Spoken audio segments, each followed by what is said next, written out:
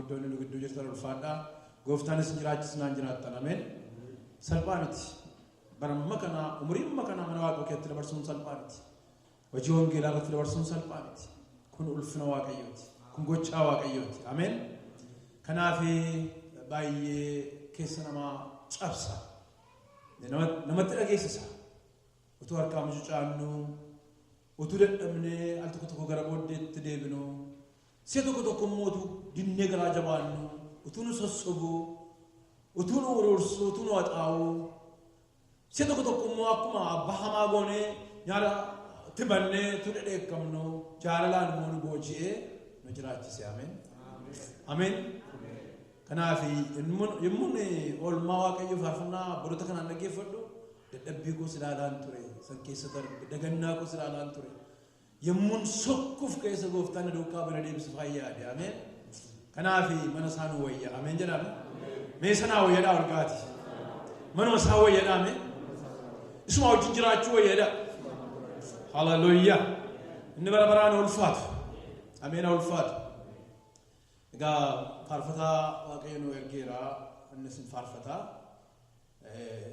tuttu fi faarfatee siidhan taa'ee yaadaa tureera sagantaan ba'e immoo taanee barsiise caalaatti immoo taanes yeroo gaarii isaa wajjin qabaachuu dandeenya faarfannaadhaanii nu tajaajila Waaqayyo hunda keessan eebbisu kaleessa amma danda'ame walii wajjin dhalooti galaa hin qabne karaatti tafaa waa'ee saba warra galaa malee adeemanii karaatti tafanii ilaalle firoota koo dubbiin Waaqayyoo yommuu nutti dubbatu isaan dura dhaloota turaniin haqa buyyuu malee Waaqayyo malee arra naaf sitti dubbata Waaqayyo ameen dhaloonni irraa immoo galaa qabnaayi karaa dheeraa deemaa jirra karaan keenya immoo bu'aa bayiidha dadhabbiis qaba dhama'uus qaba gadduus qaba haala mudannoo garaa garaa qaba karaa irra immoo deemaa jirra galaa qabnaayi jennee akka of gaafannu natti dhagaama keessa koo ana ofii koon gaafadha ani galaa gahaa qaba arra adeemsa koo irratti biyya lafaanii keessa jirru hin abdatamu even biyyoota guddataniiru jennee kunoo keessa jirru akkas hojii isaan hojjetan gaafa ilaallu nama ajaa'ibsiisu ilaallullee jireenyaaf qabatamaa ta'an jiru fuula isaa duraa abdii jabaatu mul'ata isinitti fakkaatin dukkanaa'ee mul'ata yoo Kiristoos wajjin ta'e malee ameen yoo Waaqayyo wajjin ta'e malee kanaaf dhaloonni galaa malee adeeme dhaloonni mul'ata malee adeeme dhaloonni goggoraa adeeme dhaloonni karaa irraa cacci'aa adeeme hin milkoofne dhaloota salphaa miti dhaloota edda dubbachaa ture kun dhalooti biyya Misrii ba'e dhaloota salphaa miti nama 2,300 lakkaa'amu miti firoota koo dhaloota miliyoonii lakkaa'amudha dhaloonni miliyoonii lakkaa'amu kuni dhaloota haaraa waggaa 40 keetti dhalatan duwwaa Iyyaasuun Yordaanosiin ceesisee lola jabaa keessa darbee dhaqeetu biyya kakuu dhaalchisa malee dhaloonni kun baay'een isaanii karaatti hafanii maaltu karaatti hambisee jennee kaleessa immoo laalle dubbiin Waaqayyoo keessumaa abbaan ergaa warra Ibrootaa akka barreessetti Ibroota boqonnaa 3 keessatti waan 9 utuu nutti immoo argine inni tokkoffaanii amantii dhabuu isaanii dhaloonni amantii hin qabne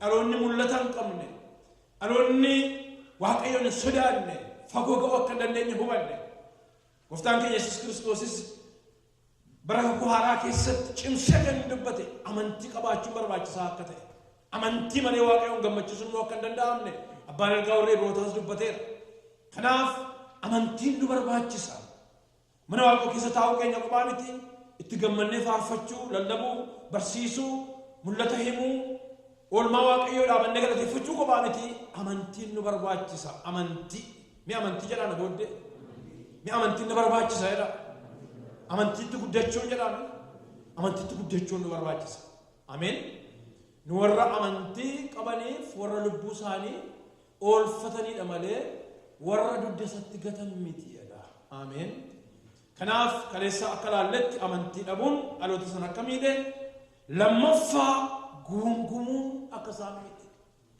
guungumuun Waaqayyoo galata barbaade mee galata barbaadedhaame akkuma ammaa daa'imonni kun buloonni keenya Waaqayyoof galata dhiyeessaa turan nus duukaa buunee situ na jiraachisa jennee galateeffachaa farfachaa akka turre Waaqayyo kana barbaada ameen galata barbaada. Argachuu keenyattis dhabuu keenyattis nuuf guutuutti nutti irratuttis sakaamini yoo dhimee dibannee jiraachuma keenyaaf Waaqayyo galata barbaada. Ameen. Sabni sun garuu gunguman waa'ee gungummi maal akka ta'e cimsine ilaalleerra. Har'a sarartuun dubbadha miti si yaadachiisee darbuun barbaade malee gungumuurraan kan ka'e kaleessa akka ilaalletti dha'icha guddaan akka isaan rukutaman adaba guddaan akka isaan rukutaman walii wajjin ilaalle. Keessumaa seera lakkoobsaa keessatti seera lakkoobsaa boqonnaa 16 innaa dubbiftan lakkoobsa 41 kaaftanii immoo dubbiftanii gungumuun balaan ni fida. Jarri kun Waaqayyo irratti sin gungumanii Musee irratti gungumanii Haaroon irratti gungumanii gungumuu isaaniif response godhe Waaqayyo. Waaqayyo eekkamsaan mul'ate. Eekkamsaan mul'ate. Firoo tokko Waaqayyo eekkamsaaf ariifataa miti. Waaqa jaalalaati. Ameen. Utuu eekkamsaaf ariifate asiin ga'u san hubadhe yeroo obboloonni koo faarfatan maaliif waan meeqa utuu balleessu nu tureera garuu Waaqayyo nu gargaare. Ameen. Akka baduuteedha. Anyway, sagalee nu dhaga'ama. Galanni Waaqayyoof haa ta'u. Kanaaf gungumuu isaanirraan kan ka'e seera lakkoobsaa keessatti maal ilaalle kaleessa hamma Aaroon Museen akkasitti metti dafii maaloo Waaqayyo dheekkamsaan ba'eera. Sabni adabamuu jalqabeera. Waaqayyo dheekkamsaan sabicha gidduu darbaa jira. Dafii qodaa ixaanaa kee fudhadhuuti. Ixaana irratti naqiiti. Barbadaa abiddaan morra kaa'i dafii ariifadhu. Gara sabichaatti gadi ba'i. Waaqayyoon araarsiif jedhee Museen itti hime. Amma Aarooni qodaa ixaanaa fudhatee ixaana qorichatti naqee barbadaa abiddaarra kaa'ee saba sana gidduu dhaabatee amma araarsutti nama 14,700 du'e. Gungumuudha wargaati. Gungumuudha. Waaqayyoon galata dhowwachuudhaan ulfina Waaqayyoo salphisuudhaan adaba qaba. Ameen jettu. Yeroo baay'ee dhaloonni gungumu dhaga'ama. Namni jireenya isaatti galata hin qabne, namni oolmaa Waaqayyoof galata hin qabne, baheen magalee dhufee kan hin galateeffanne, nyaateen mallee kan hin galateeffanne, uffateen mallee kan hin galateeffanne, mucaasaa dhala isaa baatee Waaqayyo dhala naa laatte jedhee kan hin galateeffanne, hiriyoonni meeqa biraa sukkanii, meeqa du'anii, meeqa keessa Waaqayyo dabarsee dhaloonni Waaqayyo dhaabe, sinii kana qooda galataa dhaloonni gungumu. Waaqayyotu jiilcha. Warra gunguman Waaqayyotu hin jiilchin inni ibsu jedha. Ameen. Firoota koo kanaaf gungumuu isaaniirraan lubbuu nama dhaga'u dhume. Namni 14,700 salphaatti. Saba kakuutiin, dhaloota kakuutiin biyya kanaan itti isin galchadhee Waaqayyo fuudhee ka'e, kakuudhaan fuudhee ka'e. Waaqayyo bara mitii balleessaanii hin gungumanii, gungumuun dhaamanii kaleessa ilaalleerra amma yeroo qabnu. Sadaffaa karaarraa kaatan karaatti agarsiise Waaqayyo. Deemsi keenya kallattii qaba. Ameen. Akkasumatti deemna. Mee akkasumatti jiraanna miti dhaama. Ni horii miti.